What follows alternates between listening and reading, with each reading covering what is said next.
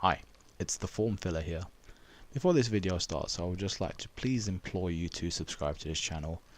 I'm looking to get as much support and coverage for this channel as possible, which will inevitably assist as many people around the world as possible with their forms. If you can also like this video if it has helped you in any way, shape or form, please do give it a thumbs up or consider sharing it with someone that you think may benefit from it. Finally, please do feel free to leave me any comments or questions that you may have, and I'll try my very best to get back to you as soon as possible. I hope this video helps. Thanks.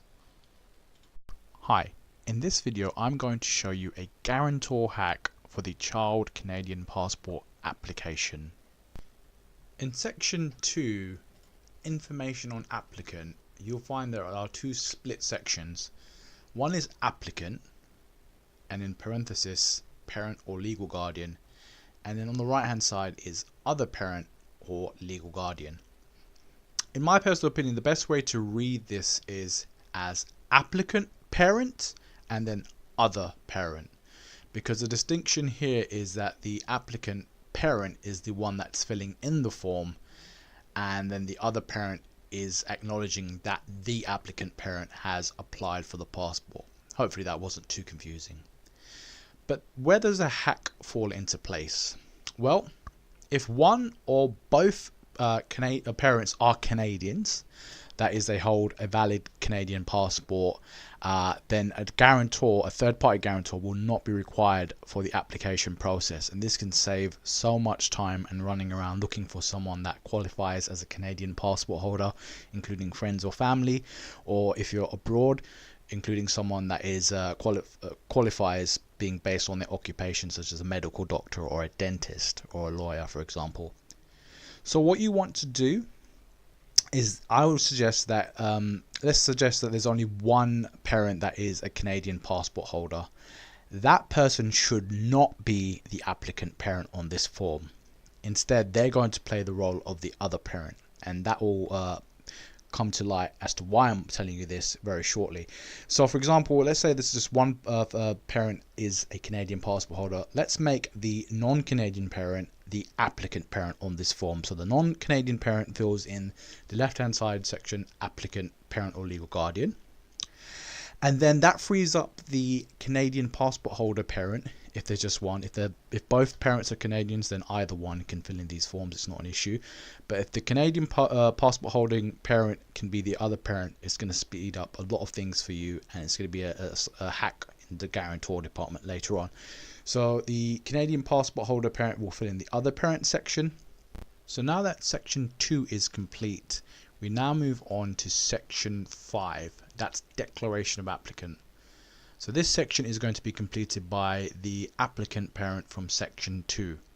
That is, you just put your surname, your name, your relationship to the child, so mother or father, and then the surname and full name, given name of the child, and the applicant parent signs and dates the form, section 5, as well as listing where they signed the form. So for example, London, UK, Ottawa, Canada, so on and so forth.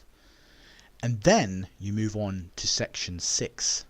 Section 6 is the declaration of guarantor, and the individual that will fill in section 6 is the other parent from section 2. Remember, that's going to be the parent that holds a valid Canadian passport or a Canadian passport that has been expired for less than 1 year. So using your Canadian passport, you fill in this section, and I highly advise using having your Canadian passport open in front of you and just doing a verbatim copy and paste. So your given names and your surnames as they appear in your passport. It will be really helpful and speed up the process for the actual processing of the application form and getting the passport for your child. So you just put your surname as it appears in the Canadian passport.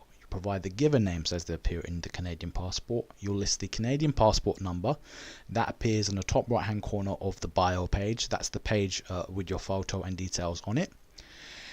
Provide, of course, a daytime telephone number, the date of birth as it appears in the Canadian passport. Remember, it has to be as per the Canadian passport, this information, okay? And then you're going to put your current home address, and then providing the full name of the applicant. Remember, that's the applicant parent from section 2 on the left hand side, and then the full name of the child that the passport is for.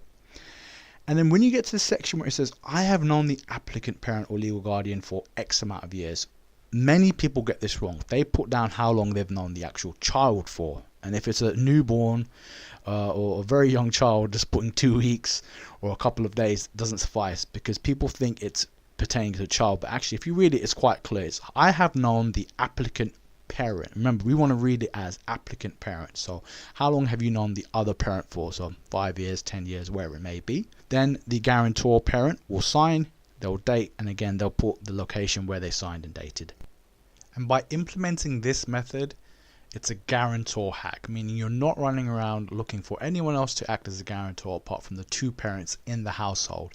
It literally is an in-house method to have the application form filled in without running around looking for a friend or family member or an occupation-based guarantor such as a medical doctor or a dentist, who can be notoriously difficult, first of all, to track down and can charge a lot of money as well. So you can do this entire process in-house. Both parents can be involved, and it just means that the application process is sped up and you can get it submitted as soon as possible and get that brand spanking new Canadian passport in your child's hands as quick as possible. And to round it off, the guarantor parent, remember the other parent needs to make sure that they also sign on the back of the photo for the child as well. That's hugely important. Without signing on the back of the photo, the application will be rejected. So not only are you going to be signing and completing the application forms, but you're also going to be signing on one of the back of the photos. Thank you for watching that video. I hope it was very helpful to you or to anyone else that you may have shared it with. Please do like the video. Please do subscribe. Please leave a comment or question for me, and I'll do my very best to get back to you as soon as possible. And please do continue supporting the form filler. Many thanks for watching, and I'll see you next time.